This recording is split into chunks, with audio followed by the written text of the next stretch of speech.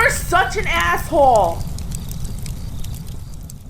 Asshole Consultant, how you guys doing? The old captain took a couple days off and I just played video games and then I'm like, oh crap, forgot Asshole Consulting. So, good day, Aaron. I would be one of your older subscribers at 41 years old. To date, I would consider that I have made it this far without truly fucking it up. However, it's far from been a smooth ride. Nothing has been handed to me, and I have certainly learned jobs from my many mishaps along the way. I grew up in Britain, but left in my early 20s to travel and broaden my horizons. I think he's in Australia now. At this stage, I had absolutely no idea what to do other than see the world. I resisted going to university. I saved hard by working the worst jobs and putting up with complete fucktards to make this happen along the way. This eventually, after a while, led me to emigrate down under in my mid-20s, where after many more shitty jobs, I sort the opportunity. I'm reading what you write. I sort the opportunity and wisdom to go into the trades as an apprentice carpenter. I was never naturally gifted for this line of work. It was hard learning, but persistence paid off, and I got fully qualified within 4 years. With a mixture of hustle and good timing, I managed to get off the tools soon after and into much higher paid construction and property management roles. To note, it's far easier. Throughout my 20s and 30s, I continued to travel overseas whenever I had the opportunity and save funds to do so. In total, 45 countries and counting. I've never had any personal debt other than mortgages on a couple houses that I've owned over the years. I've long practiced minimalism and frugalness, to which I have very little to my name in terms of personal possessions. Now to get to my point. My concern is that I've left retirement planning, saving, and investing quite late on due to spending the majority of earned money overseas and travel and adventures, etc. At the moment, I have roughly $100,000 US and growing in investments, index, and managed funds on a house which will be freehold, mortgage paid off by 2027. So that's 8 years from now. By the time I'm 50 years old, I'm currently saving around 40% of my take-home income. This includes the principal payments on the mortgage. I've secured a job working for an international organization which is extremely dysfunctional, disorganized, and sterile. However, I get left alone at work. I effectively have two bosses who I report to. However, one of them knows this or knows who I report to or really cares for that matter. So I'm pretty much off the radar with no set KPIs or HR performance monitoring blocks to deal with. The salary was reasonable at $65,000 US, with a nice company vehicle, 10-minute commute to the office, and lots of travel around the country. That sounds great. I often take a mountain bike with me for added adventure and stay on a day or two extra here and there. On a nice day, if the sun is shining and I don't want to be sat in an office, I'm free to up and leave. Nobody bats an eyelid or asks where I'm going. I just make sure I always look busy. I've been working there now for almost 3 years, which is about as long as I've worked for any company in the past. I'm not a creature of habit type person and like plenty of variety.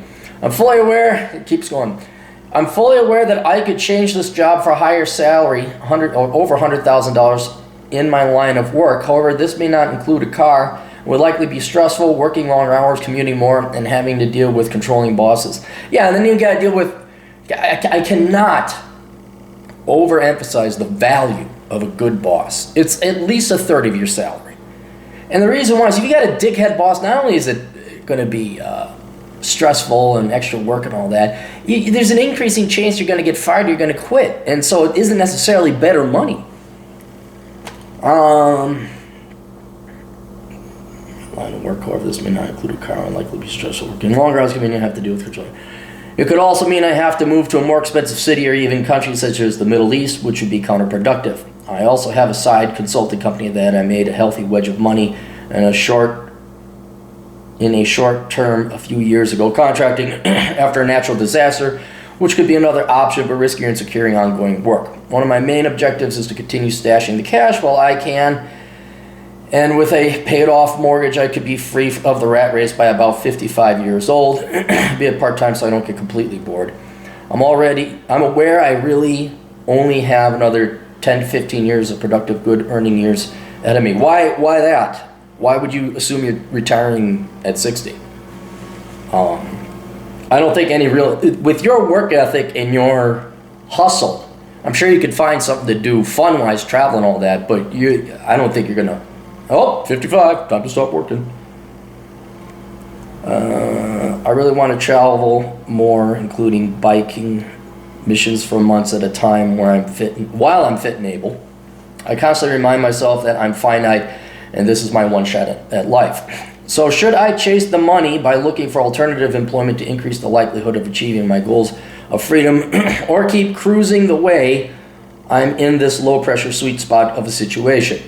Other important information: no, I'm married with one child, had a vasectomy last year, which means no kids planned. Also, my wife is relatively good with money, no debt, certainly not spend happy, earns a little less than me, has a company car, contributes 50% of all household living costs, including mortgage payments. However, she lacks the same saving abilities I have. The idea of putting money into index funds such as the S&P 500 scares the shit out of her. Well, not putting anything into any kind of retirement plans and simply relying on superannuation, that's their Social Security down there. That should scare her more. I mean, yeah, you could, it's very conservative to pay off the house. There's nothing wrong with that.